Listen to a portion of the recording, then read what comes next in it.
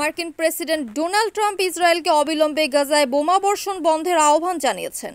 স্থানীয় সময় শুক্রবার হামাস মার্কিন পরিকল্পনার কিছু শর্ত মেনে জিম্মিদের মুক্তি দেওয়ার প্রস্তাব দেওয়ার পরই আহ্বান জানান তিনি। ইসরায়েলের প্রধানমন্ত্রী বেনিয়ামিন নেতানিয়াহুর কার্যালয় জানায়, হামাসের প্রতিরক্ষার পর ইসরায়েল ট্রাম্পের পরিকল্পনার প্রথম ধাপ হিসেবে জিম্মিদের মুক্তি বাস্তবায়নের প্রস্তুতি নিচ্ছে। হামাসকে রোববারের মধ্যে পরিকল্পনা মেনে না নিলে গুরুতর পরিণতি ভোগ করতে হবে। ট্রাম্পের এমন হুঁশিয়ারির পরে শুক্রবার হামাস 20 দফা শান্তি পরিকল্পনার জবাব দেয়। ট্রাম্প নিজেকে গাজা সংকটের একমাত্র সমাধানকারী হিসেবে তুলে ধরে বলেছেন, হামাস স্থায়ী শান্তির জন্য প্রস্তুত বলে প্রমাণ দিয়েছে। এখন দায়িত্ব নেতানিয়াহুর সরকারের। তিনি বলেন, ইসরায়েলকে অবিলম্বে বোমাবর্ষণ বন্ধ করতে হবে যাতে জিম্মিদের দ্রুত ও নিরাপদে মুক্ত করা যায়।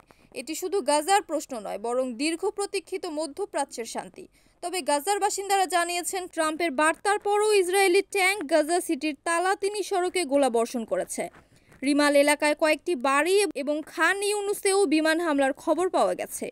ইসরায়েল এখনও হামাসের প্রতিক্রিয়া বা ট্রাম্পের বোমা বন্ধের আহ্বান নিয়ে কোনো মন্তব্য করেনি। তবে বিরোধী নেতা ইয়াইর লাপিদ বলেছেন, ইসরায়েলকে অবিলম্বে প্রেসিডেন্টের নেতৃত্বে আলোচনায় অংশ নিতে হবে। জিম্মিদের পরিবারগুলোও নেতানিয়াহুকে দ্রুত আলোচনার নির্দেশ দিতে আহ্বান জানিয়েছেন।